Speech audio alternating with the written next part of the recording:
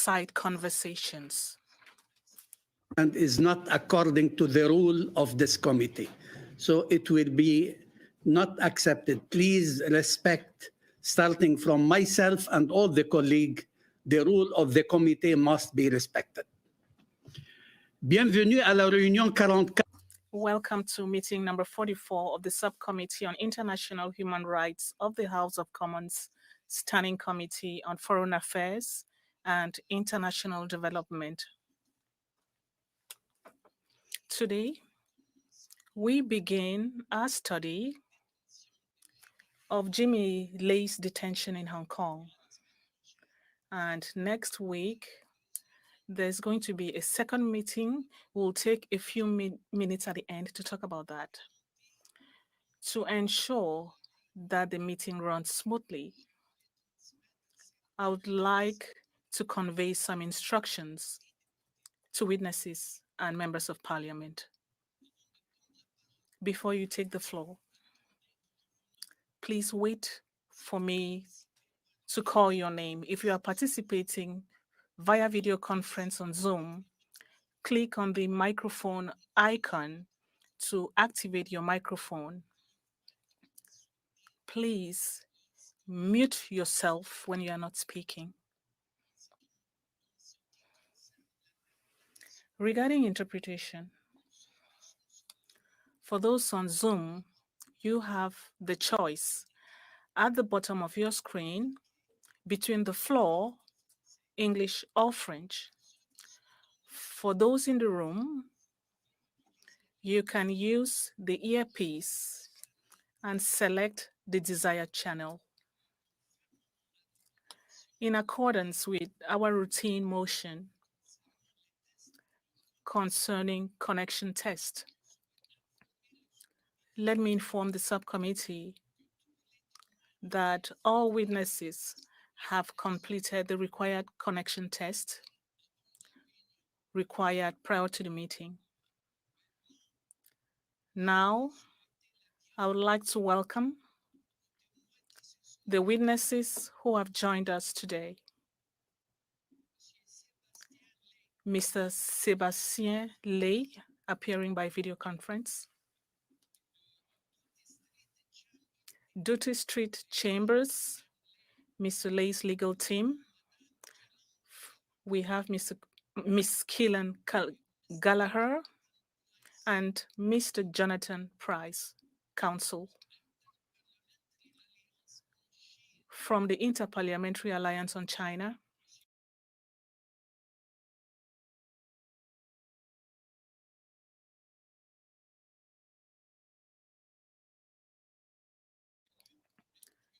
Mr. Luc de Pulfort, co-founder and CEO. Ms. Chang-Ching Kwong, senior analyst. Interparliamentary Alliance on China. From Hong Kong Watch, Ms. Catherine Lung, policy advisor. Thank you for joining us today. You'll have a maximum of 5 minutes for your remarks, after which we'll open the floor to questions from the subcommittee members. I'll let you know when you have a minute left. We'll start with Mr. Sebastian Lai. Welcome, Mr. Lai. You have the floor for the next 5 minutes. You may begin. Sure. Thank you, Mr. Chair. I'm very grateful to be able to testify in front of all of you about my father's ongoing show trial. Before I start, I wanted to thank you all for the unanimous consent motion that was passed, asking for my father to be freed. Hong Kong is a litmus test of how China views the values of the free world. For years, Hong Kong has been a city with a dual status. Its institutions were once grounded in the rule of law under Beijing's autocratic regime. The hope was that China would eventually adopt Hong Kong's systems and it would grant civil liberties for its people. Instead, many Chinese and Hong Kong elites now hold foreign passports to be protected by these freedoms in free countries while they crack down on them at home. In contrast, my father has chosen to stay in Hong Kong and not turn his back on his principles he has championed for over 30 years. Those that underpin freedom and democracy. At the age of 76, the price of doing the right thing is he now faces a sham trial that could see him in prison for the rest of his life. My father is currently on trial on trumped-up charges and under a national security law designed to silence all dissenting voices. Since the Tiananmen Square massacre of 1989, my father has been one of the most vocal critics of the Chinese communist regime. He founded Apple Daily newspaper that spoke truth to power and became a beacon for the city's pro-democracy movement. For this, Hong Kong authorities are now attempting to paint my father, a newspaper publisher, as a dangerous traitor with charges of colluding with foreign forces and sedition. The trial is set for 80 days. It is being held with no jury but a panel of 3 judges handpicked by the city's chief executive. The UN Special Rapporteur on Torture last week called for an investigation into reports that evidence of one of the prosecution witnesses was obtained by torture. In spite of all of this, the Hong Kong authorities continue to insist that the city still upholds the rule of law and its judiciary remains independent. My father's trial is proof that neither holds true. Hong Kong is brazenly cracking down on its citizens' fundamental freedoms while lying to the world that it remains a rule of law complying jurisdiction. They do so on the assumption that democratic countries like Canada will turn a blind eye because of the size of China's economy. The authorities also draw confidence to do so from judges from democratic countries, including Canada, who continue to sit on the city's Court of Final Appeal. My father's show trial is a blatant perversion of Hong Kong's justice system to persecute one of the most ardent defenders of democracy. Canada has the power to hold the city accountable for ripping away these freedoms from its people. The pursuit of democracy is not a crime. And as a son, I hope that you can help save my father. Thank you.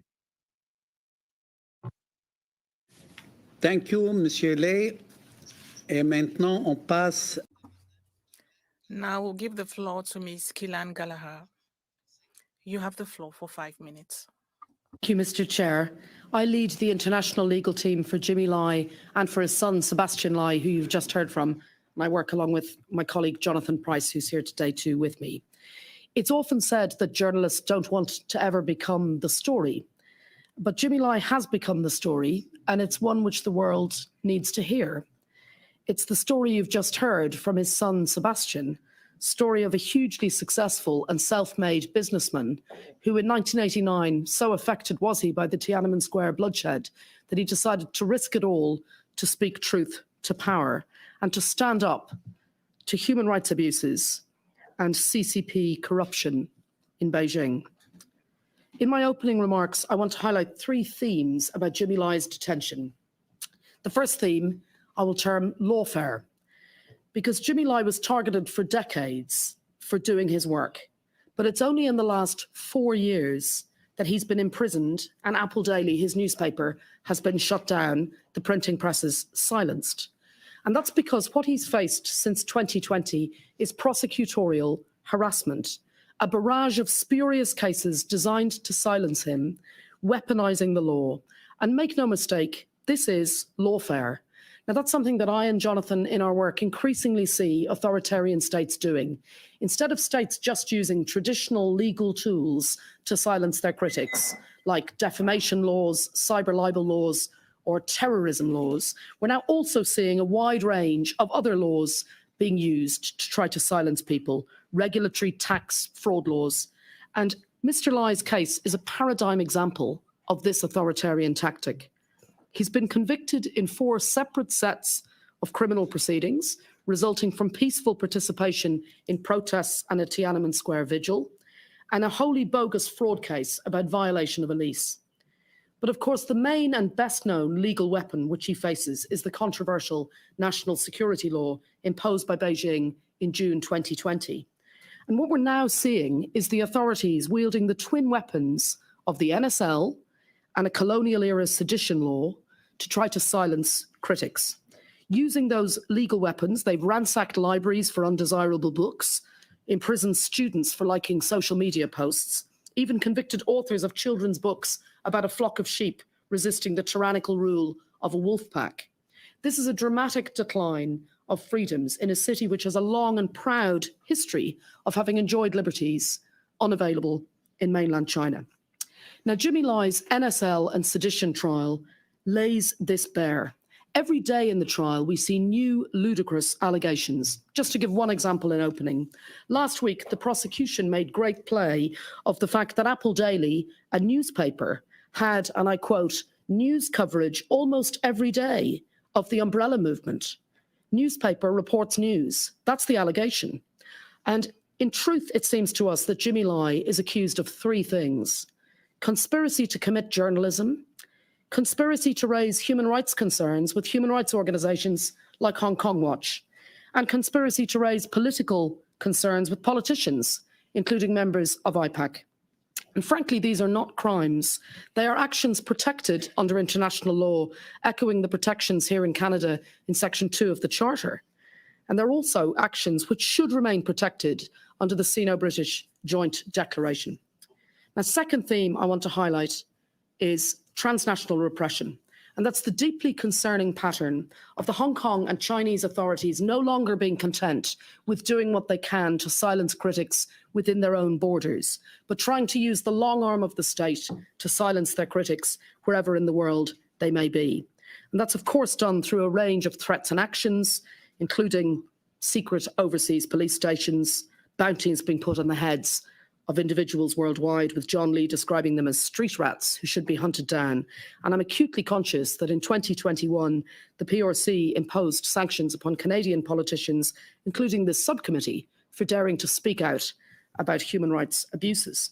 Now, we're now seeing extraterritorial threats to prosecute those who support Jimmy Lai, including Sebastian Lai, a son speaking out for his father, and we on the international legal team for daring to raise concerns about human rights abuses before United Nations bodies. We've also seen a range of individuals outrageously named as alleged co-conspirators in the trial, including Luke de Pulford, who sits beside me, and Bill Browder. And the message to all of us is clear. We should leave Jimmy Lai to his fate, but we will not be bullied, and we know this subcommittee will not be bullied either. Third theme I want to turn to quickly is why Hong Kong is different to other authoritarian regimes. Because those issues I've raised so far, we hear them about other countries, Iran, Myanmar, Belarus, Russia. But the difference with Hong Kong is that it continues to maintain a fig leaf of rule of law, a facade of due process and business as usual. We've all seen the videos of Hong Kongers weeping in the rain as they kept vigil outside Apple Daily's offices on the last night of its printing, shining smartphone lights as makeshift candles in a poignant image, which was then captured on the final cover. We all saw Hong Kongers queuing round the block to buy that final copy of Apple Daily, realizing that the last newspaper that spoke truth to CCP power was dying, and with it, a part of Hong Kong now. But now, what we see in Hong Kong is a bay of broken promises, the only financial capital to hold hundreds of political prisoners. As Congressman Mike Gallagher in the US has put it so powerfully, the bankers wear golden blindfolds as they look out to Victoria Harbour. And frankly, it's not only the bankers. All those who believe Hong Kong still complies with the rule of law must look more closely and look at what is happening to Jimmy Lai. Excusez, madame. Sorry, ma'am. Members of the committee have to agree on this because she's taken an extra minute. Do you agree that we give her extra time? Yes. Apologies, I'm sorry, I didn't see the 1 minute notice. As the UN Special Rapporteur on Torture made clear last week, she raised grave concerns regarding Jimmy Lai's trial because there are credible and publicly known allegations that one of the prosecution's key witnesses, Andy Lai, was tortured in mainland China and that his testimony against Jimmy Lai was coerced. All those who continue to prop up this bully regime must urgently reconsider. Jimmy Lai risked it all in 1989 to move into the media world, to speak truth to power. He remained in Hong Kong after the handover. He remained after 2019. He stood up for truth and for his fellow Hong Kongers, and now we must stand up for him. Thank you. Merci, Madame. Thank you, ma'am. Now I'll call on Mr. Luc de Pulfort from the Interparliamentary Alliance on China to speak for 5 minutes. You have the floor, sir. Thank you, Mr. Chair. It's a privilege to appear before your committee as a witness and to be able to commit to Hansard the truth about what is happening to Jimmy Lai. Mr. Chair, just a few short years ago, the legal system in Hong Kong was internationally respected. Now, I believe it is accurate to describe that same legal system as a tool of the executive, an occasional weapon of political persecution. In my view, no case better exemplifies Hong Kong's dissent than that of Jimmy Lai. 3 features, I believe, of Mr. Lai's trial stand out as emblematic of Hong Kong's authoritarian decline. First feature, the government, aided and abetted by the prosecution and law enforcement, is engaging in malicious mischaracterization regarding Jimmy Lai, constructed a narrative about him which they know to be false.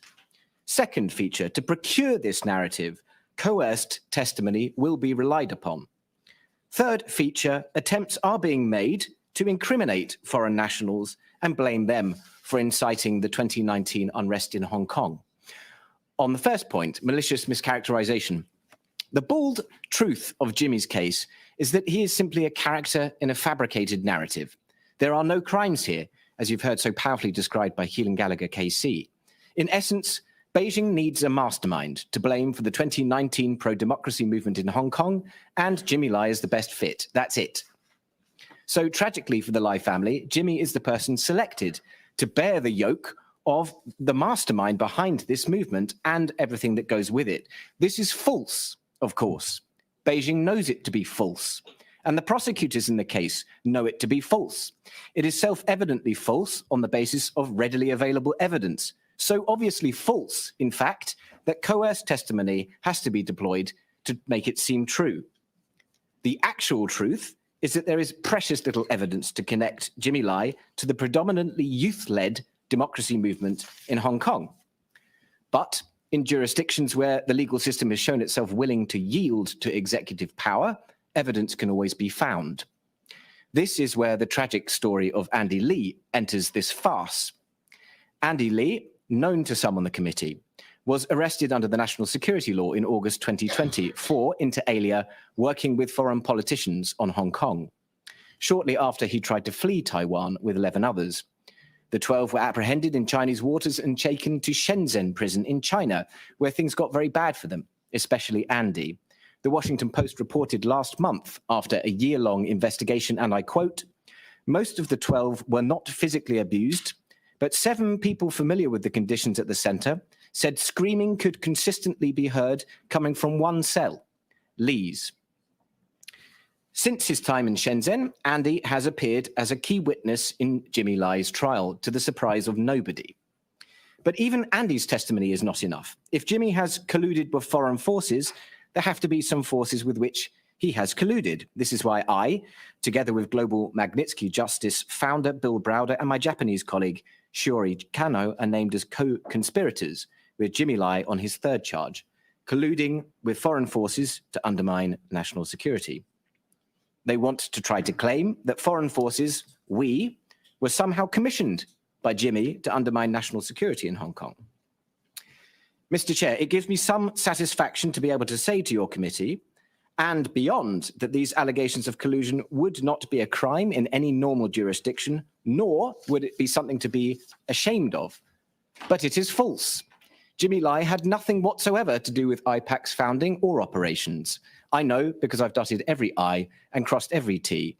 Were I to have had the opportunity to give evidence in these kangaroo proceedings in which I am named, but to which I've never been called, that is what I would have said. It's all invention or amplification of half-truth to suit Beijing's somewhat bizarre obsession with a mastermind narrative.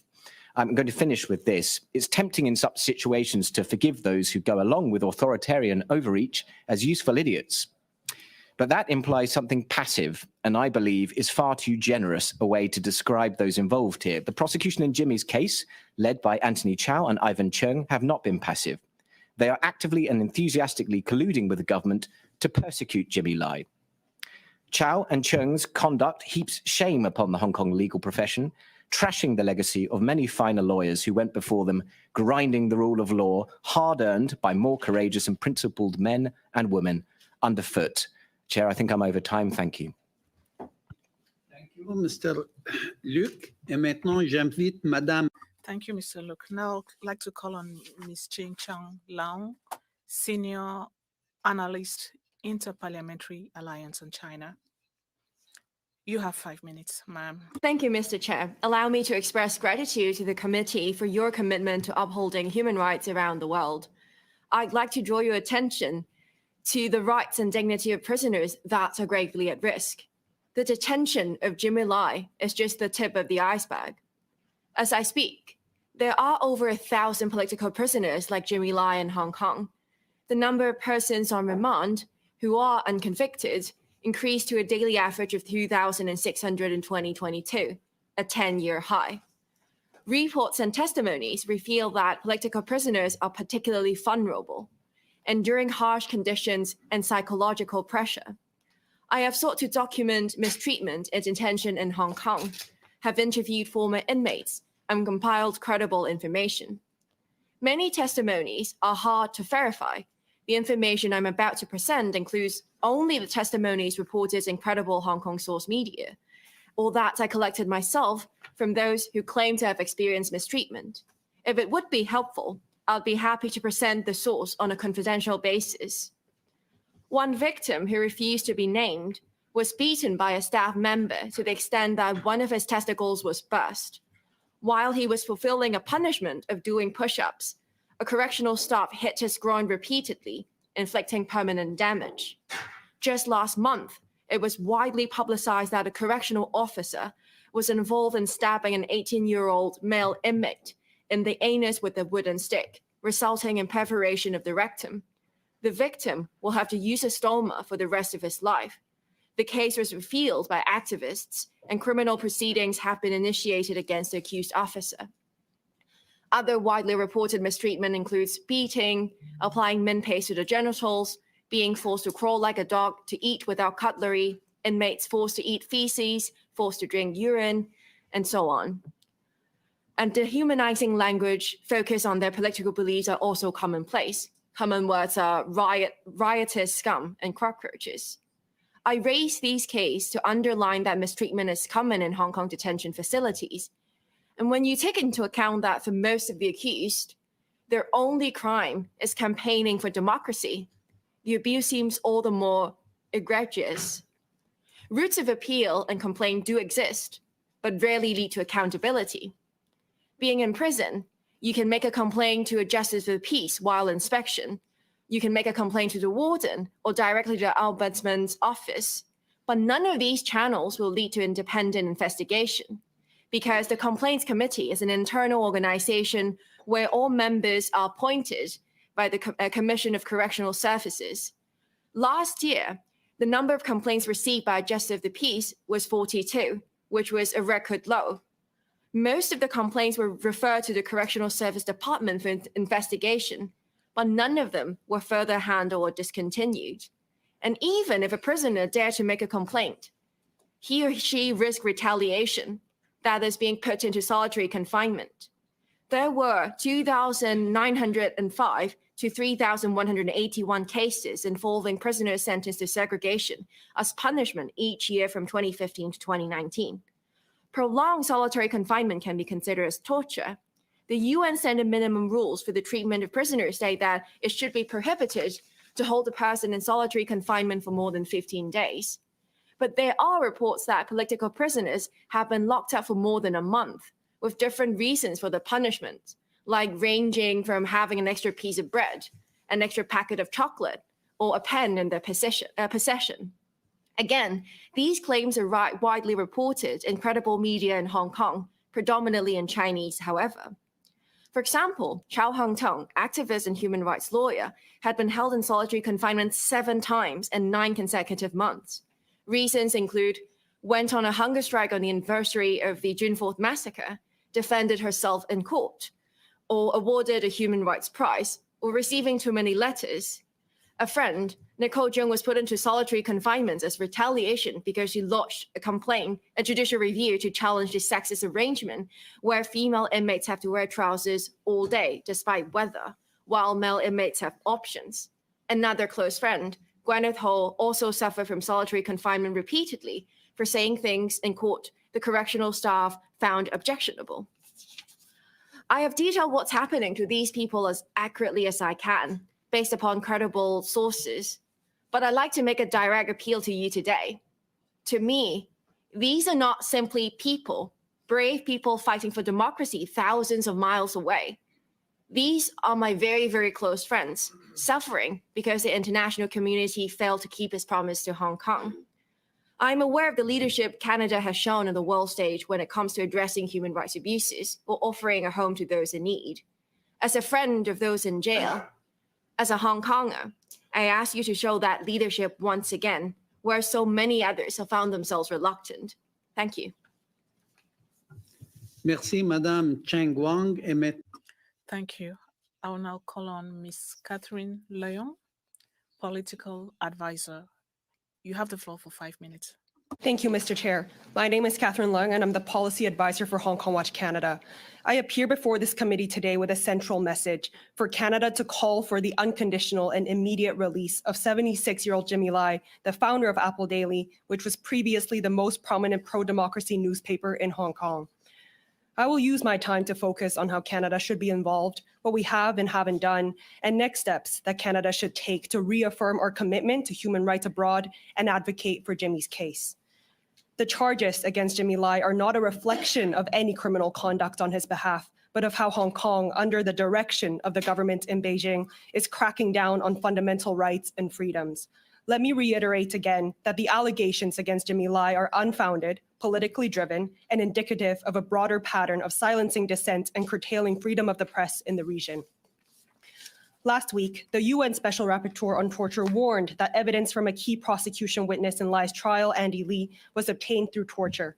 Other prosecution witnesses include former Apple Daily employees, including Chen Kim-hong, who accused Lai of, quote, portraying a negative image of the Chinese Communist Party with the hope of securing financial and political support from American readers, end quote. In January, the number of prosecution witnesses in Lai's case dropped from 60 to 14 without explanation. This is highly unusual and raises further concerns surrounding the fairness and politicization of Lai's trial. The Canadian Parliament has shown strong support for Jimmy Lai. At the start of Lai's trial in December 2023, the House and the Senate both unanimously adopted motions for the Hong Kong authorities to release Jimmy Lai and cease prosecuting him and others charged under the national security law. While we strongly welcome these initiatives from Parliament, it is important to note that the Government of Canada has yet to publicly call for his release. With that said, I urge the Government of Canada and its ministers to reflect the will of Parliament and call for the unconditional and immediate release of Jimmy Lai. This would align with Canada's historic commitments to being a champion of human rights and a defender of democratic principles, and the case of Jimmy Lai should be no different. It is also in line with Canada's Indo-Pacific strategy, which advocates pushing back against behaviors that undermine international norms, such as arbitrary detention. Jimmy Lai is a British citizen imprisoned in Hong Kong for exercising rights enshrined in Hong Kong's Basic Law, the region's mini-constitution based on principles laid out in the Sino-British Joint Declaration. Our allies have taken steps that Canada hasn't. Both the American and the British governments have urged the Hong Kong authorities to release Jimmy Lai. Canada should exert diplomatic pressure on the Chinese government in lockstep with our allies and clearly demonstrate our steadfast commitment to human rights and the rule of law in the region. It is also important to note that Canada has not placed any sanctions on Hong Kong officials. The US has sanctioned 25 officials, both from the Hong Kong government and the National People's Congress of China, for, quote, undermining Hong Kong's autonomy and restricting the freedom of expression or assembly of the citizens of Hong Kong, end quote. I urge the government of Canada to seriously consider using sanctions, particularly on Hong Kong Chief Executive John Lee, as a tool to hold the government of Hong Kong accountable for its human rights violations, including those against Jimmy Lai.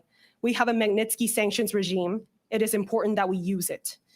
To conclude, I urge the Canadian government to swiftly join its parliament to call for the immediate and unconditional release of Jimmy Lai, as well as all political prisoners in Hong Kong. The Canadian government should also implement sanctions on John Lee and other Hong Kong officials who are complicit in dismantling the independence of the judiciary and rule of law in Hong Kong. Now is the time to act before the end of Lai's trial and a jail sentence that could mean dying in prison. Thank you. Merci, Madame Leong. Thank you, Ms. Leong. Thank you for joining us here today.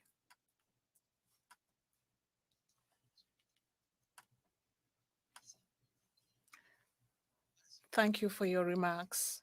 We'll now move on to questions from members of the subcommittee. And for the first round, I'll call on Mr. Guinness to take the floor for 5 minutes. Go ahead, sir. Thank all of the witnesses for your powerful testimony, and I particularly want to thank Mr. Sebastian Lai for sharing your powerful story and experience, for turning your personal grief into a moment of activism for justice and for freedom. Your father is such a personal hero of mine. I had the honor of meeting him in Hong Kong in 2017, and he left such a strong impression on me. Not just what he was fighting for, but also his character, the kind of person he was, and he is. And I want you to, if you're comfortable, share with us a little bit about his present condition, his disposition, and how he is responding to the situation. Thank you very much for your very kind words. I haven't been able to go back to Hong Kong for the last 3 years because in speaking out on my father's behalf, there is unfortunately a risk that I could also be imprisoned. From my understanding, he at his age of 76 and having been in solitary confinement for the last 3 years, it does take a toll on a person psychologically and physically, but he's keeping strong, and he knows that in the end day he is he is doing the right thing. There's a story that I like to tell. When he was first arrested, they kept him for a day or two and then released him, and someone asked him, like, look, Jimmy, was it all worth it, knowing that you would, you might be arrested again and spend the rest of your life in jail? Was all worth it? And he says, I was lying there on the cold prison floor and had a lot of time to myself. So I looked back over the last 30 years and I thought to myself, would I change anything? And he smiles and says, I wouldn't change a thing. So he's keeping strong. And I know your father is a man of deep faith as well. And I'm sure that is a source of great strength for him as well. Tremendously. Thank you. Mr. Pulford, full disclosure, as you know, I'm one of the co-chairs of IPAC. I feel I should say that before I ask this question. I wonder if you could share a little bit more about what IPAC is and why IPAC has been targeted by Hong Kong authorities as part of this malicious prosecution. Thank you very much indeed. Yes, the Interparliamentary Alliance on China is a cross-party international group of legislators spanning now 35 countries and really representing the breadth of political ideology and geographical location. It works on China, and it tries, as you know, Mr. Jennis, to determine something of a consensus on China from the perspective of democratic legislatures. This is something that Beijing does not like. So anybody working with IPAC members around the world will be seen as colluding with foreign forces for the purposes of the national security law. Certainly the activity of IPAC has really got up the noses of Beijing since day one. It isn't really until now that we've seen that turn into legal consequences for some of those involved within IPAC. But yes, now we are, with both Shuri Kano and myself working for IPAC, having been named as co-conspirators in Jimmy's trial, and with Bill Browder, who I think has only been named because he briefed some Japanese politicians in IPAC. I think that's the only reason he's found his way into this trial at all. So it seems to me that we're now a bit of a target, regrettably. Thank you. I think it is a tribute to your work and other IPAC legislators that you have attracted such ire, as your former Prime Minister Winston Churchill said, "You have enemies. Good. It means you've stood for something." I want to ask about the presence of former Canadian Supreme Court Justice Beverly McLaughlin on Hong Kong's Court of Final Appeal. Mr. Sebastian Lai has already spoken about this issue, critically of her continuing presence. She responded in a Globe and Mail story saying, quote, "The court is doing a terrific job of helping maintain rights for people insofar as the law permits it in Hong Kong." I wonder if any members of the panel want to react to that sentiment from a former Canadian judge. Thank you, Mr. Jennings. I'd say any foreign judges who are serving on the Court of Final Appeal in Hong Kong should have left by now. The reason why they should is their presence in the Court of Final Appeal is giving the so-called rule of law a false legitimization that there is a rule of law, and they're just simply maintaining the facade of there might be rule of law in the system, be it in the criminal side of things or commercial side of things. And any comments saying that foreign judges remaining on the court would at least give some safeguards to the rule of law in Hong Kong is simply false. Just look at how many foreign judges actually got involved in national security law cases, and look at how Jimmy Lai's assets was being frozen simply because he wasn't convicted yet, but he was charged with the national security law. It's clear that there's no rule of law in the national security side of things, nor the commercial side of things. So I say all foreign judges should have left the court by now.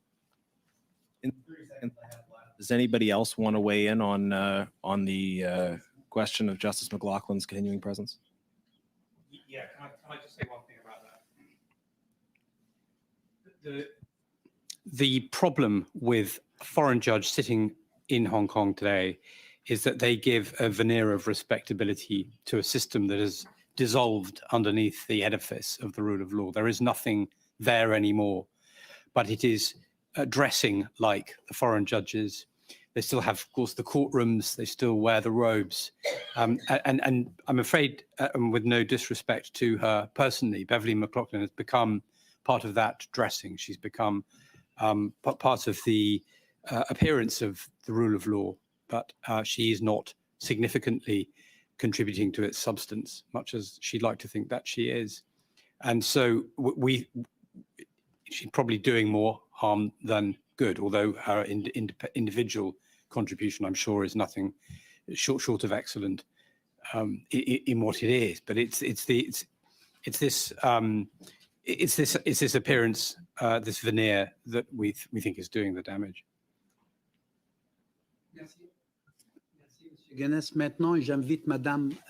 Now I'll call on Ms. Damov to speak for the next 7 minutes. Inaudible for the interpreter. Microphone is not on. 5 or 7 minutes. 7 minutes. The speaker's microphone is not on. Inaudible for the interpreter. Mr. Lai, thank you so much for joining us in what I'm sure. Thank you to everyone. And Mr. Lai, thank you for being with us in what I'm sure is very difficult testimony for you to give.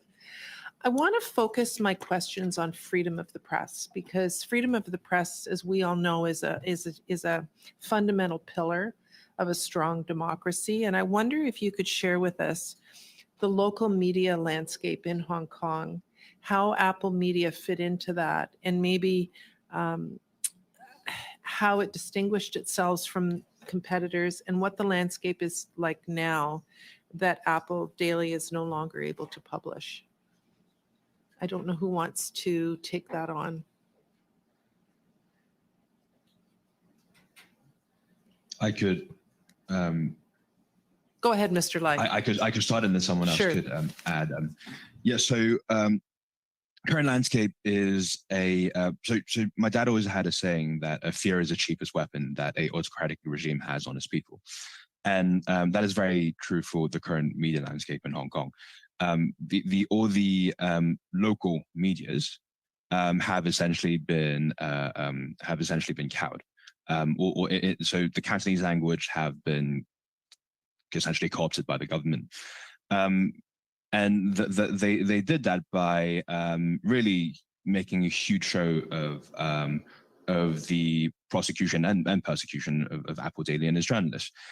For example, they sent 500 journalists to raid Apple Daily. 500, imagine 500, sorry, not 500 journalists, 500 policemen to raid Apple Daily, 500 policemen running into the newsroom, stopping people from working, taking laptops and hard drives. And that is a very strong sign of you know, the Idi Amin quote. I could guarantee freedom of speech, but I can't guarantee freedom after speech. But I also think that's a testament to what Apple Daily was doing before, and its bravery and standing up to its belief, even to the point when it got very, very hard to do so. And so, you know, Apple Daily, that's how it distinguished itself when it was first founded. It was a newspaper that spoke truth to power and wasn't afraid to criticize politicians and elites, and by doing so, obviously, was always on the side of the CCP and the Hong Kong government. And with the passing of the National Security Law, it finally gave them this weapon to crack down on Apple Daily and other pro-democracy activists and protesters. Could I add to that too? Thank you. I suppose the first thing to say is that the decline in media freedom in Hong Kong has been very rapid and very precipitous. So if you look at, for example, Reporters Without Borders at their tables, we see that 10 years ago, Hong Kong was a bastion of free speech in the region, very high in the tables. Now, 2023, the most recent table, it's number 140 worldwide, so languishing towards the bottom of the table. And that reflects what's happened with a very sudden dismantling of what was a very vibrant media landscape. Now, Jimmy Lai's case and Apple Daily are emblematic of a wider decline. We look at what's happened with Stand News, for example. We look at what's happened also with foreign correspondents being denied visas when they're reporting in ways that the authorities don't like. And also with some media outlets like RTHK, once known for its fearless investigations, it now having pro-government management. So what we've seen is that media landscape being completely changed utterly in a very short space of time. It is worth also saying that in the last number of months, we've repeatedly seen when there's been criticism coming from UN special rapporteurs or from the Media Freedom Coalition. There was a very powerful statement from 24 countries in the Media Freedom Coalition over the Christmas period, and we're grateful to Canada for being one of the 24 countries that signed that, expressing concern about the decline in media freedom in Hong Kong. There was a very bombastic response from the authorities, claiming that media freedom is alive and well in Hong Kong and flourishing more than ever. Now, frankly, that's a black as white statement. It does not bear scrutiny when you in fact look at it. But they're repeatedly attempting to say, the same way they attempt to claim that they continue to have a rule of law, they're attempting to claim that it is still a vibrant media landscape. It simply is not true. Thank you very much. Without Borders is one of the witnesses that I would very much like to hear from when we're looking at this. So thank you so much for that. Over the course of the 26 years that Apple Daily was publishing, what impact do you think it had on the daily lives of people in Hong Kong? As a Hong Konger growing up in Hong Kong, I as long as I remember reading a newspaper, I was reading Apple Daily. That is the daily routine that I went through my father's briefcase, fish out the paper, which is too big for me at the time, and I kneel on the floor and then start reading it. And it gave me a concept of what's public policy and what's the politics in Hong Kong. And that's when I first knew about certain issues like the June 4th massacre or fighting for universal suffrage in Hong Kong. There have been criticism of the journalistic approach of the tabloid for sure, but it is a very significant part of all our lives as Hong Kongers. Like whether or not you like Apple Daily in general or not, this is the only printed pro-democracy tabloid you have in the city. And when there is huge social movement, Apple Daily is always there to talk about the issue, to try to dive into all of the issues. And growing up as an activist, the journalists from Apple Daily have always been supportive and friends towards the campaigns that a lot of the activists have led. So I'd say it's a very important thing. And a lot of the journalists who were from Apple Daily right now are facing unemployment or having difficulties entering the media industry again in other countries. Merci, Madame you. Damoff. Time is over. Maintenant, Thank you, Mr. Demoff. Your time is up. Now I'll call on Mr. Alexis Brunel Giuseppe. You have 7 minutes, sir. Thank you, Mr. Chair. I would like to thank all the witnesses today. Special thanks to Sebastian, who is appearing virtually. It's nice to see you again, even if it's via video conference. I will not take a lot of your time because I would like to hear a lot from you so our analysts can come up with something robust following this meeting. Sebastian, I have a question for you. I would like to know the difficulties you have faced within the framework of your campaign to free your dad. Answer. Personally, talking about difficulties, well, do you mind if I answer in English? It doesn't matter. You can answer in English. Thank you. Well, yeah, so the personal risk are risks pertaining to, going back to Hong Kong, and also issues about, what can I say about my father or what can I not say about my father? In the end of the day, he is held in prison and has been for the last 3 years, and it has always been very ambiguous as to what crime he has or hasn't committed. They have really shown that the Hong Kong government has really shown in the last 4 years that it's a completely new playing field. I mean, who would have thought that the Hong Kong government would put bounties on people? Now, I personally do not have a bounty on me, but to what Keelan was saying, it is now a government that is fully aware and willing to use its status to crack down on all dissent and even criticism abroad. So, I mean, my risk is pretty simple. I cannot go back to Hong Kong because I might get arrested. But I repeat what my dad said. It is that idea of using fear to crack down on people in Hong Kong and abroad. À ce moment-là, à quel point To what extent is your dad's trial important for democracy and freedom of the press in Hong Kong? So the trial, I mean, it's incredibly important because my dad represents a few different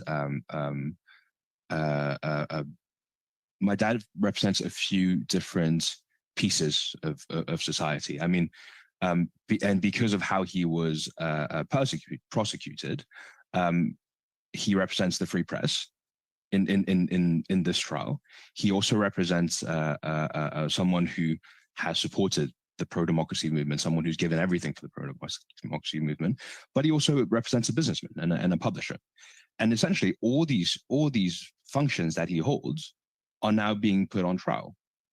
It's impossible to put him in prison and say that you still have a free press, because all he did was publish the truth. That was pro-democracy, and critical of the government. And so, you know, in a sense, Hong Kong is putting these values, the free press, freedom of speech, its rule of law, on trial with what they're doing to my father. Merci. Je vais m'adresser à Thank you. Let me now turn to Mr. Jimmy Lai's legal team. How important is it for Canada to take action on the file? Is this something you can use legally, or is it only through the media that you can use that, irrespective of any action that Canada takes? And if there is any action, so to speak, what would be the best? Well, first of all, may I thank you personally for the moral clarity and leadership that you showed in relation to the unanimous consent motion in December. We're extremely grateful to you, to all the others who showed such leadership on that issue. And just to give a very practical example, the two resolutions of both houses in the Canadian Parliament before Christmas directly resulted in us then having, for the very first time, the opportunity for Sebastian and for us to meet with the UK's Foreign Secretary. Now, Sebastian and we had been asking the UK's Foreign Secretary to meet with us for 18 months. We'd asked Liz Truss, we'd asked James Cleverly, and we'd had no response. And finally, Lord Cameron met with Sebastian within days of what Canada had done. So it was not only important in itself, but it also had a domino effect in terms of securing more support. We've now seen the Canadian Parliament, the European Parliament, the US government, the UK government, and 4 UN experts call for the immediate and unconditional release of Jimmy Lai.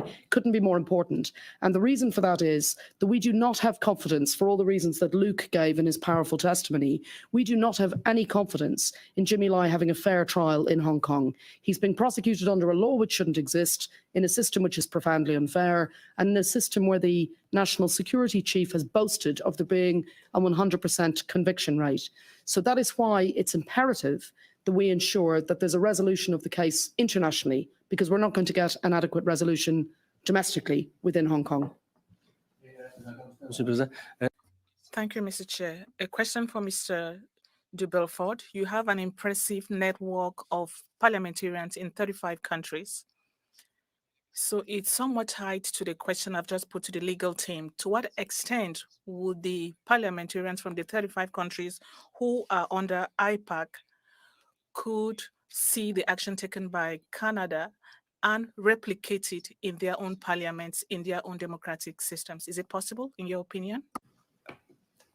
Look, I think the truth is that for whatever reason, diplomatic services in the Five Eyes and beyond are very reluctant to do anything which holds China to account for anything that it does. And it requires a lot of pressure, parliamentary pressure, in order to make that happen. In every single case where I have seen governmental action on China, and this includes for abuses of the Uyghurs in northwest China, but in many other examples too, and with Hong Kong, it has required significant public pressure and parliamentary pressure to get anything done. So what you have done is obviously very influential, but it hasn't been enough to result in accountability, which our governments still have yet to take any steps towards whatsoever. Thank you. Merci, Monsieur Brunet-Duceppe. Et maintenant, Thank you, Mr. Brunet-Duceppe. I'll now call on Mr. God Jones to take the floor for 7 minutes. I want to, again, like everybody on the committee, Mr. Lai, send my regards to you, to your family, to your father, and thank you for your courage during this really difficult time and for your leadership as well. And everybody on the panel for the incredible important work that you do for human rights, justice, and for freedom and democracy. I'm just going to kind of follow my colleague, Mr. Brunet-Duceppe, on the questions around. We had the adopted motions in the House and in the Senate that called for the release of Mr. Lai. We saw the American and British, I think Ms. Gallagher cited the role and the bravery and courage that they've shown. And then I think, you know, Mr. de Pulford, you talked about the Five Eyes and the resistance and hesitancy, but some of them have stepped forward and taken a bolder position. What is the reluctance in Canada and what you're hearing from, you know, your conversations and what you're seeing? Maybe Mr. de Pulford, if you want to lead on that, because we have seen others in the Five Eyes step forward and take a bolder position. Well, I'm feeling talking slightly out of turn here as somebody from the United Kingdom. I don't want to seem as if I'm being too unfair on the on Global Affairs Canada, particularly when Global Affairs Canada have been very assertive and forward-leaning in so many of the policy positions. Look, what I would say is that I think the UK has been very slow to act on the case of Jimmy Lai. It's only very recently that they have declared him a British citizen, which he's always been. It took a lot of pressure to even extract those words. The meeting with the Foreign Secretary was very recent. And the UK with China were the two duty bearers under the Sino-British Joint Declaration. So the UK had way more skin in the game. But that doesn't excuse other governments for not being more assertive. I would just hope that Canada would follow suit, which I think they will if there is sufficient pressure. At least that's my hope. Ms. Liang, maybe you could add to that, given that you understand the dynamics here. You've watched what the Americans have done in terms of taking a bit more of a courageous lead. Can you speak to, in terms of what Canada should be doing and could be doing, and maybe why it's so important for the government in Canada to call for Mr. Lai's release? Thank you for the question. The government of Canada, as of today, has not called for the release of Jimmy Lai. Global Affairs has stated that it's monitoring the trials, but that's not enough. We need to take a firm stance and condemn the political persecution that can really hardly be described as a trial. What is happening to Jimmy Lai is a blatant political persecution and suppression of fundamental freedoms. Canada has always stood up for human rights, including in Hong Kong. There are 300,000 Canadians in Hong Kong and 500,000 Hong Kongers in Canada. Our stake in the game is also people-to-people relations. There's always the risk that Canadians in Hong Kong may face the same kind of persecution, although maybe not to the same extent or the same kind of publicity, if we continue to allow this to happen without speaking up. The UK and the US have both called for Jimmy Lai's release. The UK statement came from David Cameron. The US statement came from the State Department. Canada has a resolution in Parliament, but our government has not taken a stance. And I think it's important for us to show clarity in where we stand on this issue and take leadership as well. Can you speak in just maybe a bit more about what more the government can do beyond just condemning the situation, what we could be doing with the international community, and also just, speaking about the fear of those 500,000 Canadians in Hong Kong and what this case is bringing to Canadians in Hong Kong right now? Yeah, I think a step that the government of Canada must take is to sanction Hong Kong officials. We have a Magnitsky sanctions regime. We haven't used it at all on China. I don't know why we haven't. The US has sanctioned 25 officials, and it is important that we do the same. People like the chief executive of Hong Kong, John Lee, is directly complicit in the human rights violations that are happening, including that towards Jimmy Lai, people that are tortured to extract a certain statement from them, etc. And I should note as well that direction towards the Hong Kong government comes from Beijing, and our strategy towards the People's Republic of China will directly affect how the human rights situation in Hong Kong is dealt with.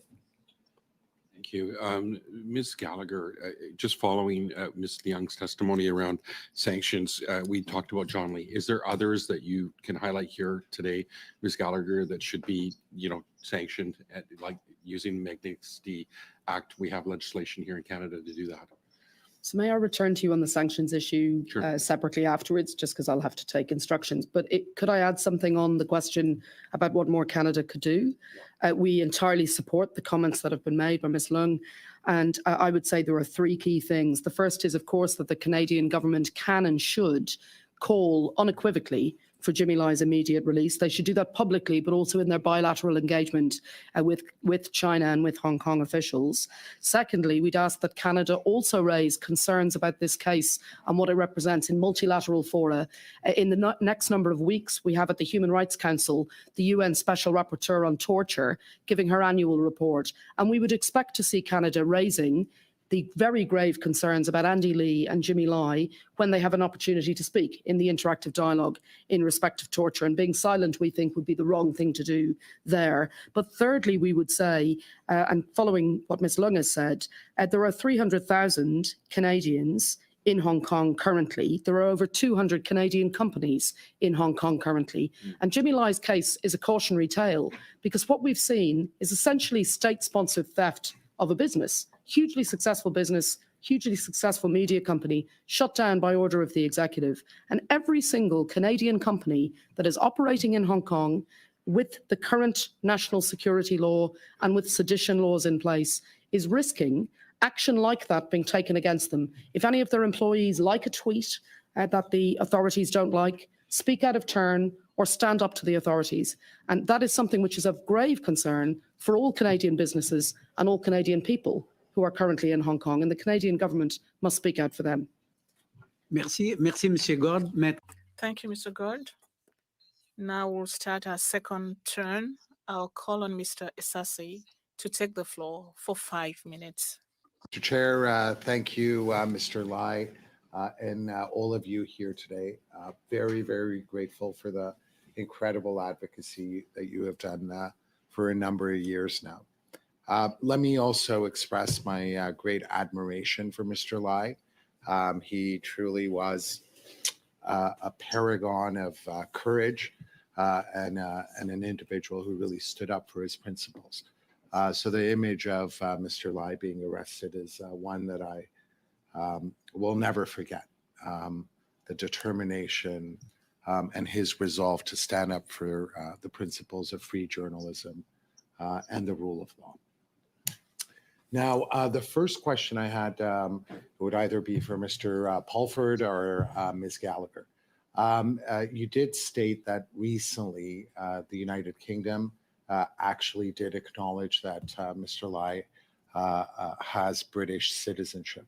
I suspect part of that was because they didn't want to play into the hand of the charges, which was unfounded, I should say, that Mr. Lai was conspiring with foreign governments. Now, the good news is that that has been acknowledged. Are they now espousing in any way, shape, or form the legal case on behalf of Mr. Lai? And what is it that you expect from the British government? I'll be very brief. I had a meeting with the minister in the UK the other day on this subject because I'd been named as a co-conspirator and asked them to make strong representations. They are, I think, like many countries, very reluctant to take any measures which seem as if they might draw or elicit a very robust response from Beijing. And unfortunately, that has become the constraint. What we'd like them to do is to issue a revised business risk advice to sanction individuals involved. You know, the US hasn't got anything like the skin in the game that the UK has, and they've sanctioned 25, as you've heard. Makes no sense. So the UK is lagging behind on those issues, at least. Over to you, Caleb. Thank you very much for the question. All too often what we see with political prisoners is that they have to fight a battle on two fronts. They've got to fight a battle with the country that's detaining them, but they also have to wade through treacle to get their own government to speak out for them. Now, regrettably, Sebastian and we and Jimmy Lai have had a long wait to get the UK government to speak out for Jimmy Lai, for their own national. We're very grateful for what Lord Cameron has now done and for the sea change that we're now seeing. And as I said, Canada played a key part in that before Christmas. That's very welcome. But it's essential that what they now do is they use the leverage they have. And one very serious concern that we have is that at the moment, the UK government continues to speak out of two sides of its mouth. So when it comes to human rights and foreign policy, they'll raise concern about Jimmy Lai. But when it comes to trade and the economy, they don't.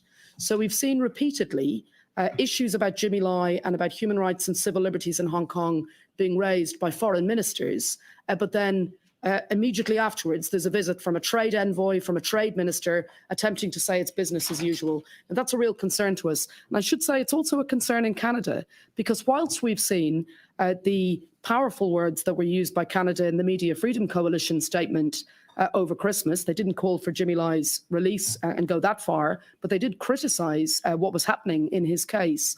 But simultaneously, you do see the message that's still going to businesses in Canada that it's business as usual. This is a safe place to do business. And that's why Luke's call for there to be a business advisory is very important. The US government gives warning to US companies to say, if you're doing business in Hong Kong, here are serious risks to you, to your employees, and to your employees' loved ones. Why does Canada not do the same?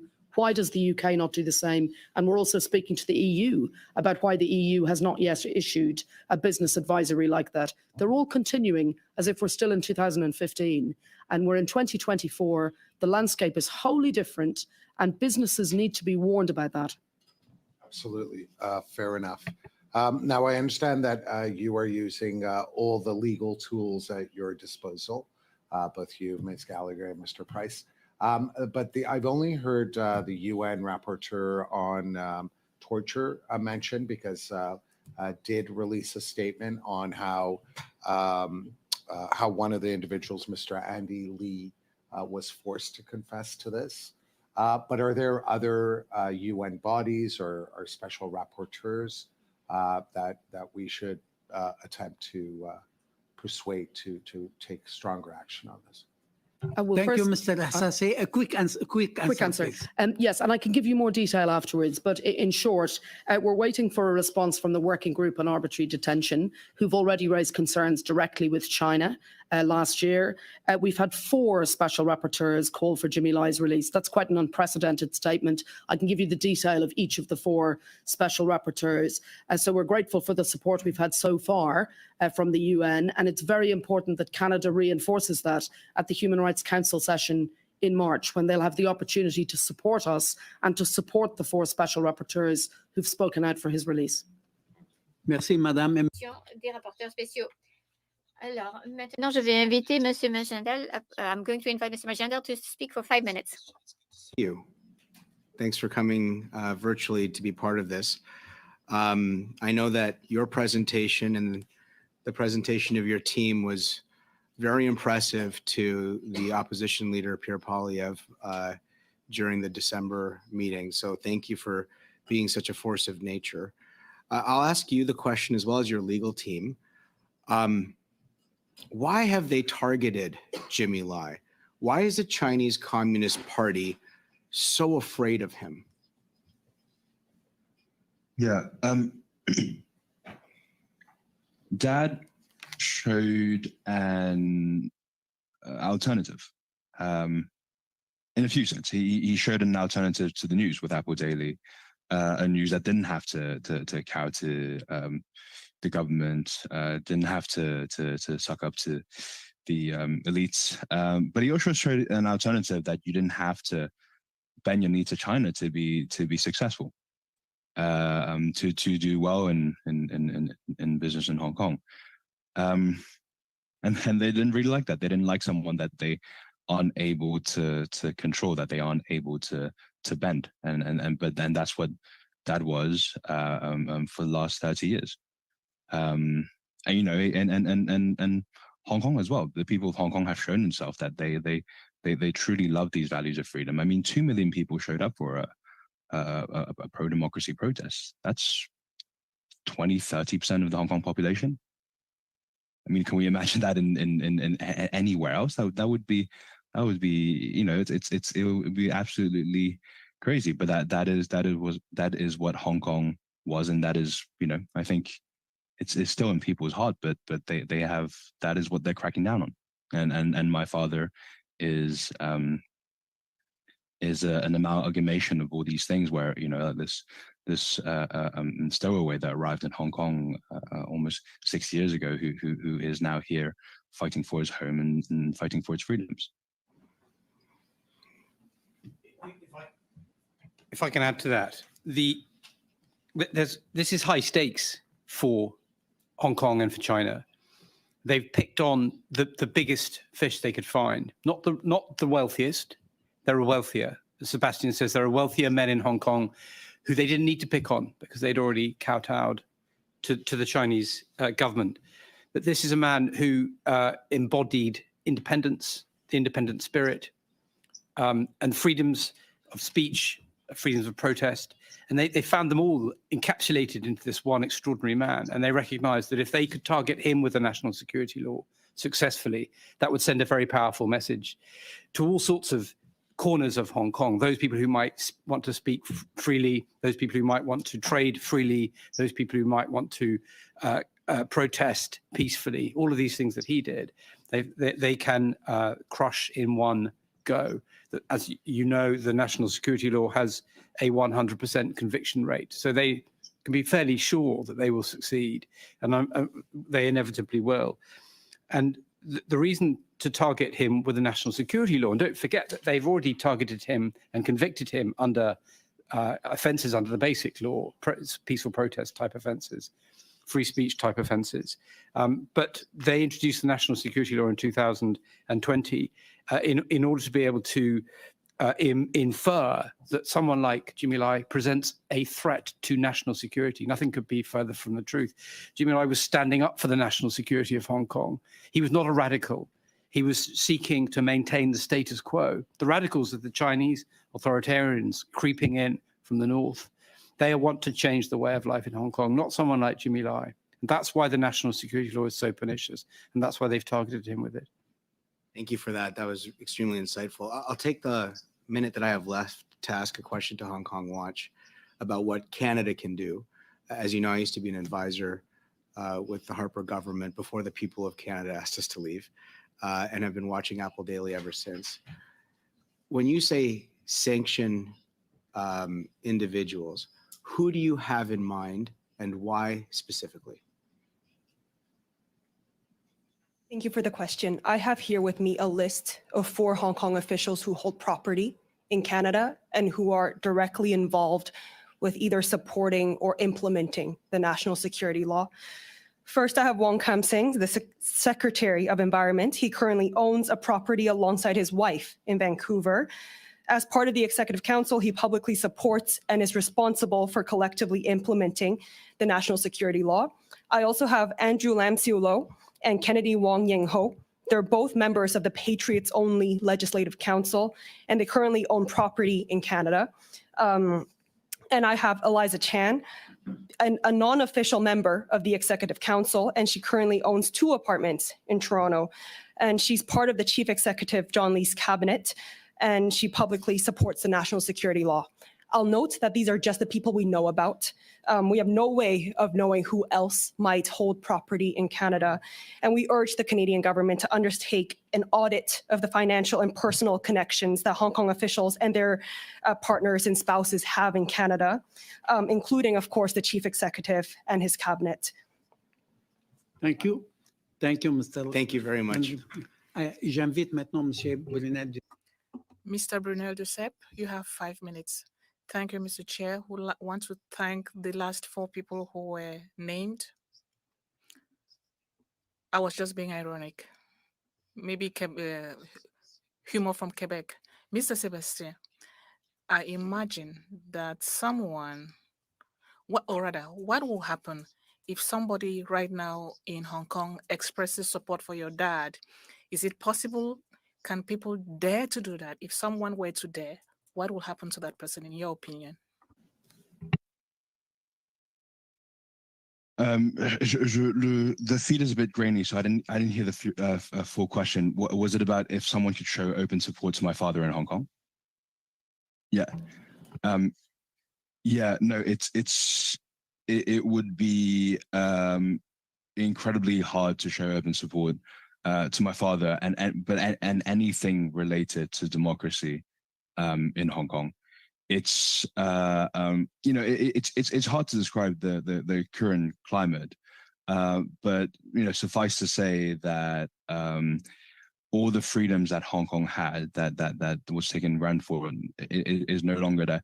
At one point, even holding a white piece of paper was something that was an issue. There's also the Tiananmen Square vigils that didn't happen last year. It was the only territory belonging to China where you could still commemorate and pay respect to people who died in Tiananmen Square, and that is no longer a thing anymore in Hong Kong. So I think that shows you exactly where Hong Kong is now. Ça m'amène à une question pour Hong Kong Watch. That takes me to a question for Hong Kong Watch. There's a large Canadian community here from Hong Kong. And a while ago, we talked about transnational crackdowns. Could that be a problem here for people here who express their support for Jimmy Lai? Thank you for the question. Yes, 100%, definitely. I've heard cases firsthand. I've talked to people in the community who have told me that after attending even community events with the name Hong Konger in them, people showed up outside their home, took photos of them. And also, that's only the surface of it. I've heard cases from Hong Kongers who came here to Canada to escape political persecution in Hong Kong. After attending a pro-democracy rally in Canada, they returned home with flyers and stickers and posters of pro-democracy sentiments, put them up in their room that they're renting, and they were subsequently evicted for other reasons. Now, this individual found out later that the landlord was a core member of the United Front Work Department. And this is here on Canadian soil.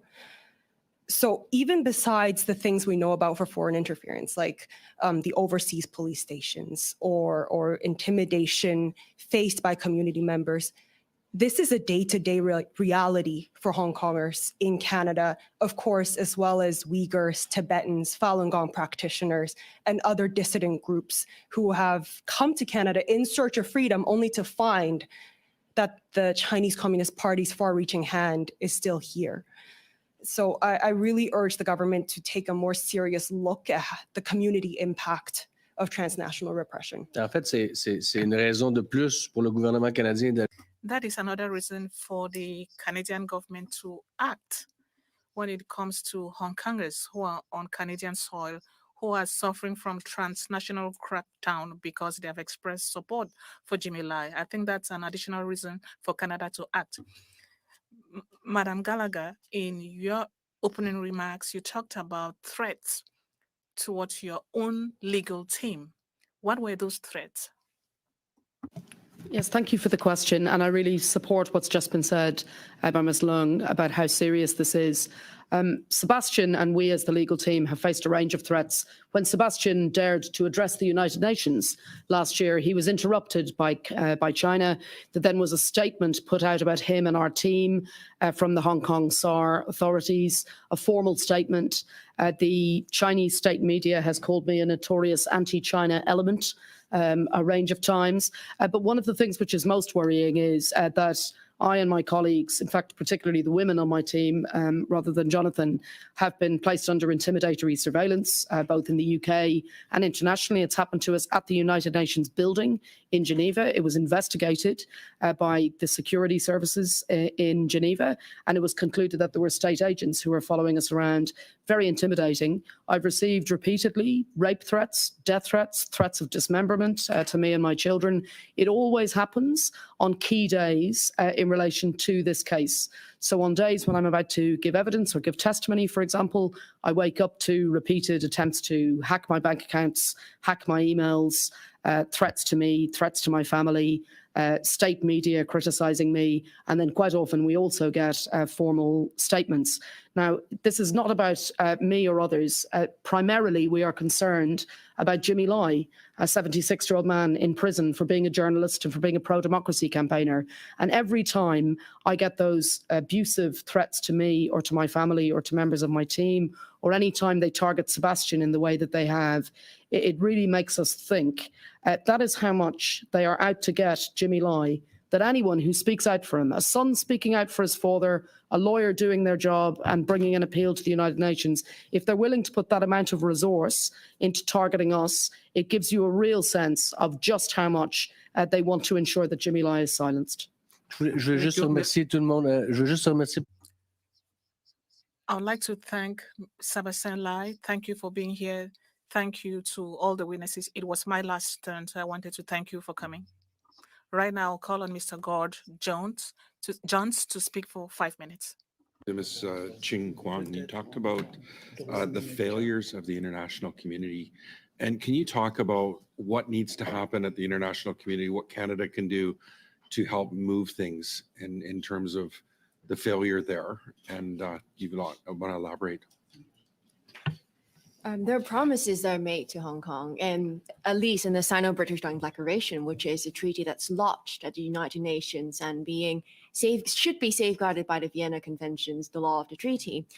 But the UK hasn't even raised an objection to it. None of the countries that are involved in that international law mechanism has actually done anything about the breach of the treaty. And there's a lot of things that could be done, as Catherine and Kaylin and Luke has said.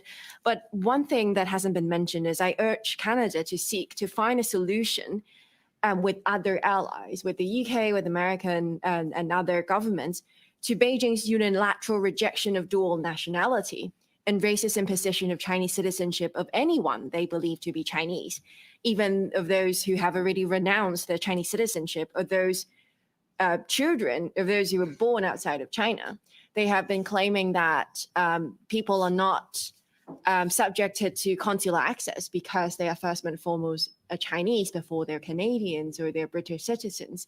And this have been causing quite some problem in Hong Kong. I'm sure the Canadian government have encountered similar issues, not only in the context of Hong Kong, but also in the context of prisoners in China, that they were denied consular access. And we can't just roll over and allow Beijing to deny consular access and rights. And at the same time, I completely agree with everything that have been mentioned on the panel, that there's so much things to be done, sanctions and so on. And talking about political prisoners and talking about the situation in Hong Kong and China at all times, whenever there's bilateral engagement or multilateral engagement, that should be a topic on the table. The Chinese government and the Hong Kong SAR government have known to be quitting negotiations or conversations because these things are on the table. But that's exactly why it should be insisted on having those conversations, because you can't just refuse to talk about different things just because you don't like it or you've done something wrong. Mr. Lai, would you like to add to that, given that you're advocating so strongly, obviously, for the release of your father, and you're dealing with multiple governments around the world, and maybe you can speak about some of the courageous moves some governments have taken and what we can do to advocate for you here in Canada.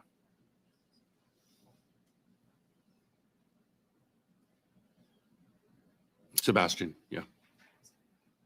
Sorry, was that question addressed to me? Because I can't, my feet's cut. Oh, for some reason, I can't, I've been able to hear for the last 3 to 5 minutes. Okay. Can you hear me now? It's just very grainy. So, yeah, I'm very sorry about that. I don't know why this is happening either. It's just suddenly, yeah, I'm so sorry. Sure, if it's quick, yeah, because I do have a very short question for Mr. Leung, Ms. Leung as well. Sure. I was just going to offer, if you'd like, we're in touch with him directly on text, so perhaps my colleague can send him a message with the question if you'd like us to do that. Yeah, we're happy to add something, but if you want to use your time to direct it, okay. I suppose the first thing to say is that we think that Jimmy Lai's name should be on every Canadian ambassador's lips around the world whenever they're engaging with China.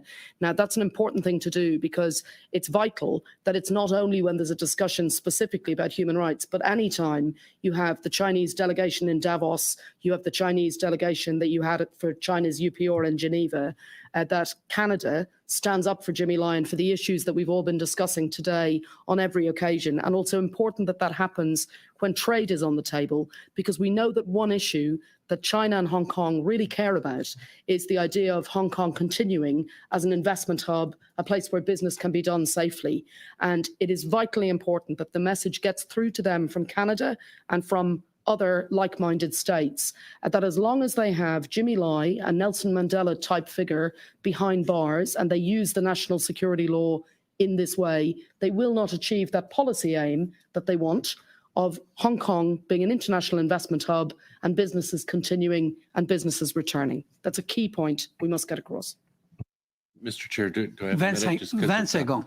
Okay. 20 seconds. Great. Just Ms. Leung, can you just underscore the importance of sanctions in Canada taking action? Quick answer, please. We view sanctions against other human rights violators. We should do the same for Hong Kong. Et maintenant, je pense nous avons le temps. I believe we have time for another turn, and we could give each person 4 minutes. I'll call on Madam Vanderbilt. Mr. Chair, and I don't know if you can hear us, Mr. Sebastian Lai, but I want to thank you and also through you to your father for your incredible courage and your perseverance and your testimony here today. And that goes to all of the witnesses here today for your testimony and your courage. Thank you very, very much.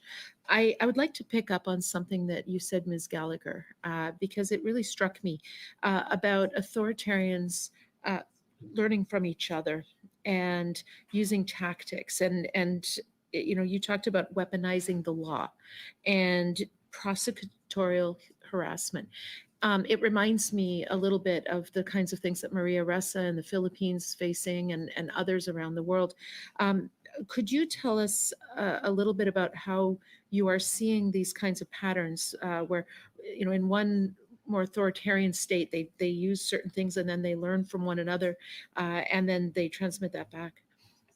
Yeah, thank you very much. And thank you for raising Maria Ressa. Maria Ressa is my client, a Nobel Peace Prize winner in the Philippines, who's also been targeted for speaking truth to power.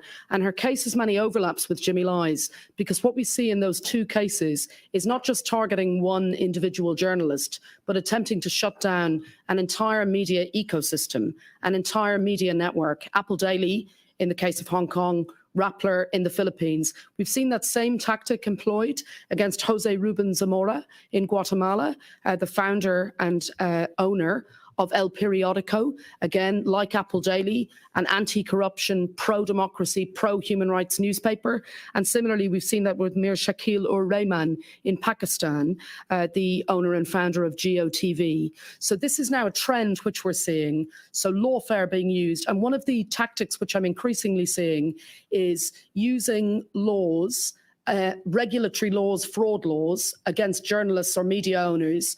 And the reason that they're used is because many people, when they see a defamation law being used, for example, against a piece of public interest journalism, know that there's something wrong with that. They instinctively recognize there's something wrong with that.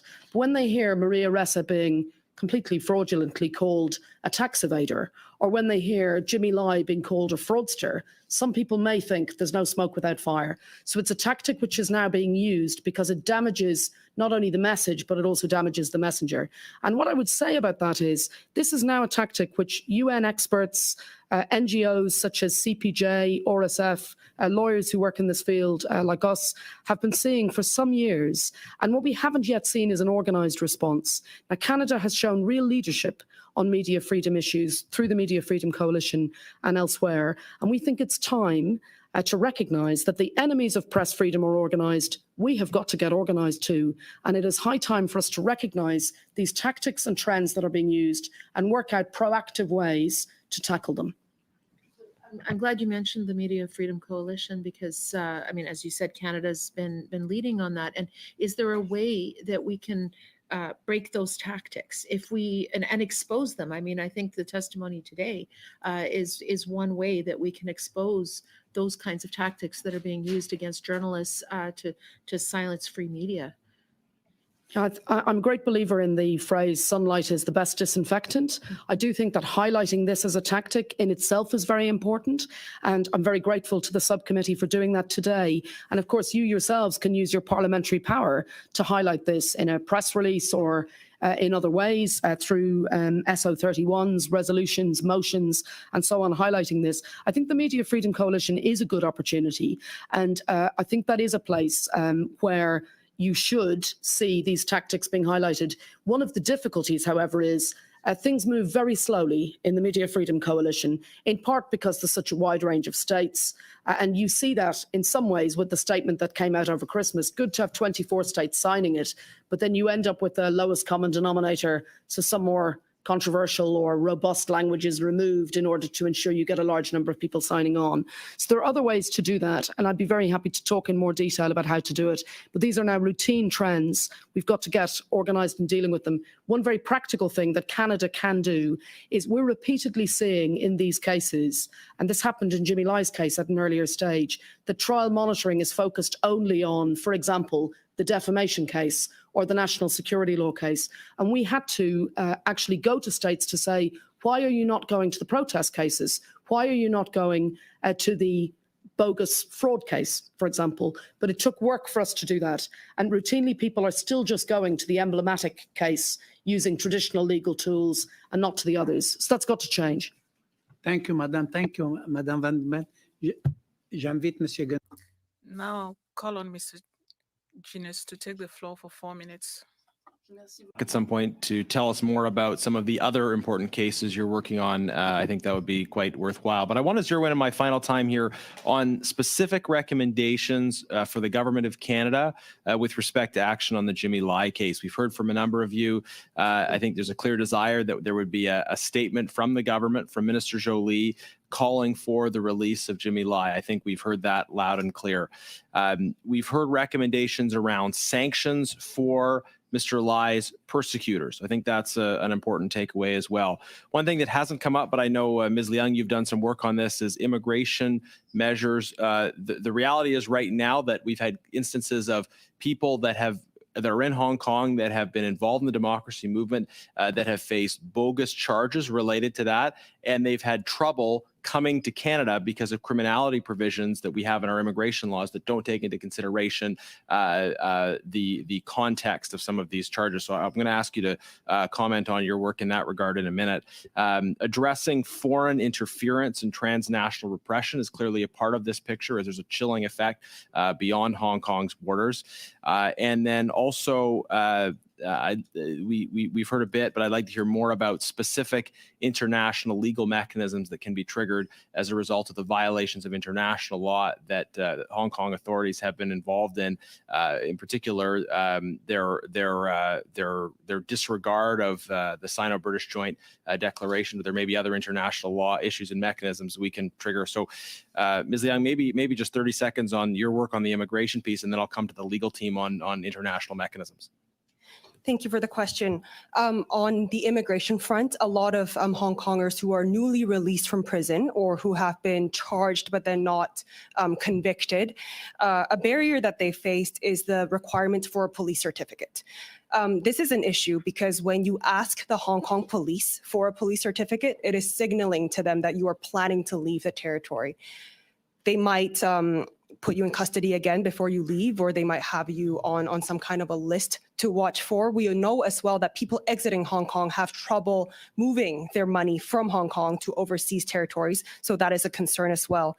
A problem with the police certificates as well, even if one might be able to get it, is that some convictions have Canadian law equivalents. So for example, the wielding of a dangerous weapon, when that weapon in question might be an umbrella or a laser pointer or a pen, might look to an IRCC officer like a legitimate offense, but that is not the case.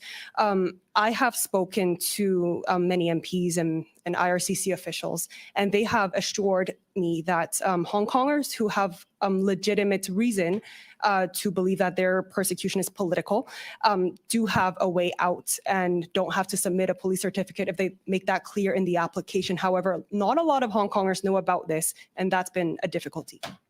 Thank you. Over to the legal team on specific international legal mechanisms that Canada could be involved in triggering. Thank you. So first thing we would say is with the United Nations Working Group on Arbitrary Detention, Canada can and we would welcome support in writing to and making a filing with the Working Group on Arbitrary Detention to raise concerns that Jimmy Lai is arbitrarily detained. So that's something that we would welcome and we would ask for support with. We can talk to you in more detail. Second and third items relate to the UN Special Rapporteur on Torture and the UN Special Rapporteur on Counterterrorism. So the UN Special Rapporteur on Torture, Dr. Alice Edwards, is presenting her annual report, I believe, on the 12th of March in Geneva. Canada has a speaking slot in the interactive dialogue on that day. And we think, first of all, Canada should publicly raise concerns about the reliance upon coerced evidence obtained through torture and the absence of any investigation. So to be clear, as soon as you have a credible, reasonable suspicion of torture having been used, as a matter of international law, a state has an obligation to investigate that.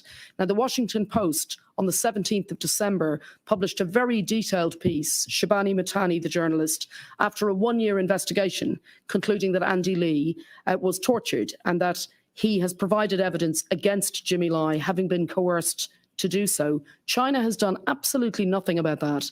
Dr. Alice Edwards has written to China to say, why has there been no investigation? What are you doing about this? Why are you relying upon this man in Jimmy Lai's trial? They've yet to have a reply. She's spoken out about it publicly. Canada should be supporting her in that regard. We haven't yet seen any states supporting Dr. Alice Edwards in the statement she made last week. It's imperative they do so as quickly as possible, and we would certainly expect to see them do so on the 12th of March publicly. And last one is Special Rapporteur on Counter-Terrorism. The national security law is a misuse of counter-terrorism law by its very nature. Canada has said that in other fora. It should say it in the United Nations loud and clear when he has his annual report. I believe that is also on the 12th of March. So I think all eyes should be on what Canada does in Geneva in mid-March in relation to these issues. They are international mechanisms which can be used. There's an opportunity coming up within 5 weeks.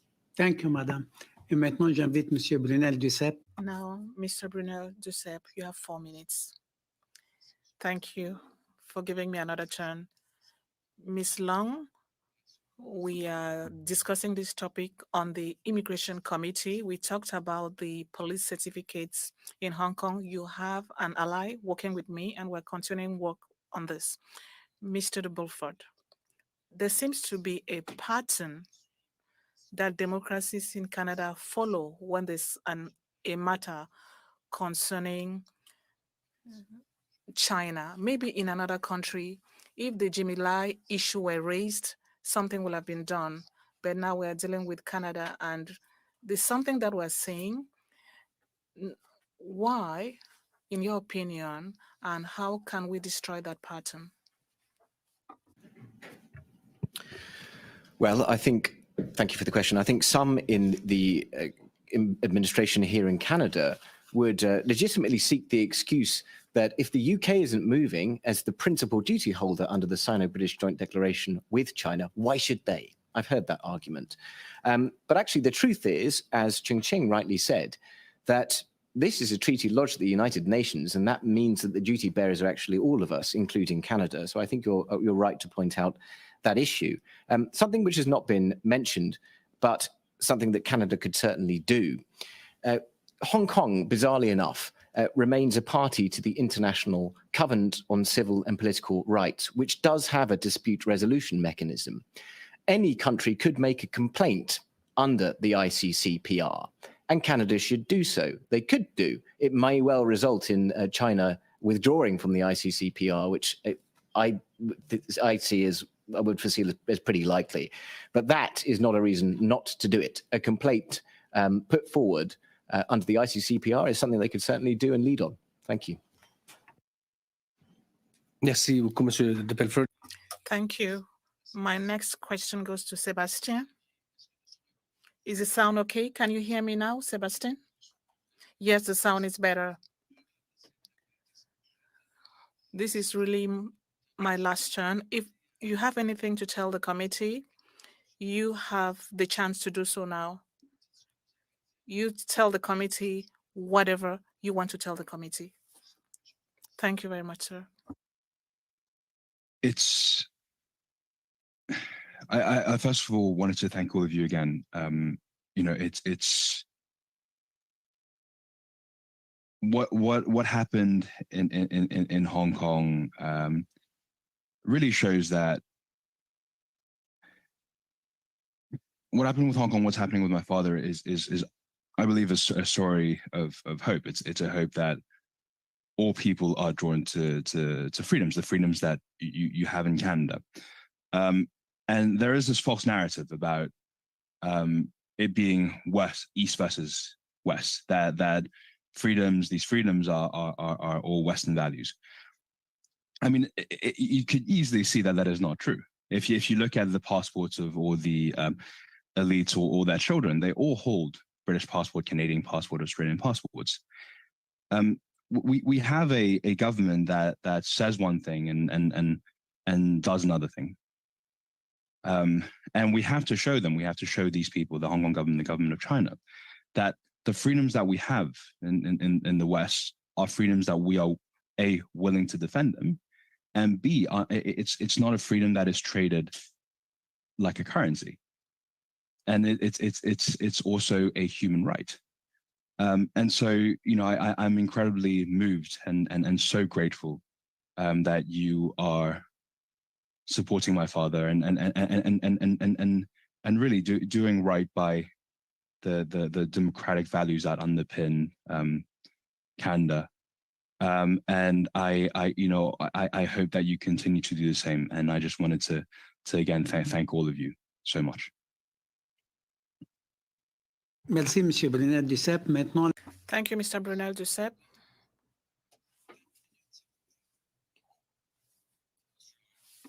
Anything that you haven't heard, or I know you've kind of been in and out of the conversation that you would like to add, that you'd like to call upon Canada and this committee and Canadians to help support the release of your father, to ensure that also this doesn't happen again? Anything I'd like to add? Not particularly. It was I think everything that was said on panel was very very extensive and raised many good points. I think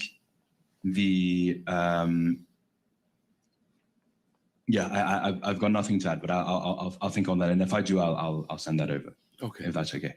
Yeah, no problem. Thank you, Mr. Lai. Thank you, sir. Ms. Gallagher, you talked about the Human Rights Council and the importance of the UN Human Rights Council meeting that's coming up. Can you just talk a little bit more about what Canada could be doing in taking leadership there?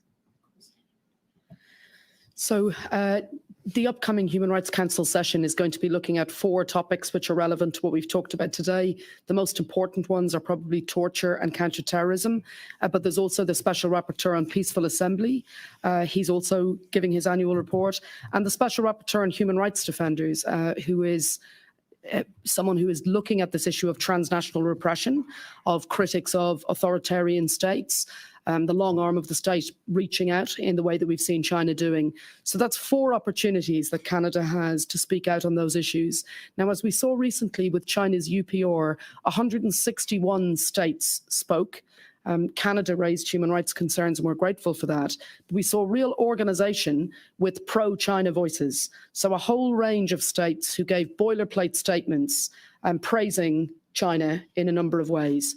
And we need to see much more organization with states who have concerns about the issues that we've raised today. So the 24 countries who signed the Media Freedom Coalition statement raising concerns about Jimmy Lai's case and about media freedom in Hong Kong should be ensuring that they're organized before the Human Rights Council session. We think this is an opportunity for Canada to show real leadership, to shine a spotlight on these issues. Now, very practically, what they can do is, first of all, they can ensure that in the lead up, in the 5 weeks in the lead up to the Human Rights Council, that they're engaging with other states to see what other states are doing and to ensure that a spotlight is shone on these issues. Secondly, they should be preparing to engage with the Chinese delegation bilaterally when they're in Geneva, because that's an opportunity to speak bilaterally, raise these concerns, press home the messages that we've been speaking about. And thirdly, publicly, in their own time, which is even shorter than the times we have here, they usually get 2 minutes, 30 seconds, they should be highlighting these issues and this case and making sure that the international community is making its voice heard loud and clear, and that China hears it. We know that China responds to what happens in the Human Rights Council. We've seen that in other cases. We've seen it have real leverage. We've also seen Canada, in other cases, secure release of political prisoners in other circumstances. And it's high time that we saw the international community doing all it can to ensure that Jimmy Lai is released before we see this British man die behind bars for being a journalist and for being a pro-democracy campaigner. Ms. Liang, I've got about 30 seconds if there's anything that you'd like to add. Thank you. I'll just reiterate the importance of Canada actually showing China and Hong Kong that there are consequences for their human rights violations. First of all, sanctions, as I've mentioned time and time again, we need to show them that they cannot get away with putting people in prison for really made up reasons in a lot of the case. and other cases where they're exercising rights that they have in the case of Hong Kong. Another thing that I would like to underline is that Canada also must urge Canadian businesses to really carefully consider whether they want to continue doing business in Hong Kong. An international financial hub is not a place where one can get thrown behind bars for saying the wrong things. Hong Kong is deteriorating, its business environment is deteriorating, and the time to exit was yesterday. Thank you. Merci beaucoup. Merci à nos. Thank you very much. Thank you to all witnesses. Thank you for your testimonies and your participation in the study on the detention of Jimmy Lai in Hong Kong. We are grateful that you took the time to meet with us and to share your expertise on this important topic. If you have any additional information for the subcommittee, please contact the clerk. Thank you very much. Et maintenant, pour le And now for members of the subcommittee, we'll take 2 or 3 minutes to talk about our next meeting, a special meeting to finalize our report.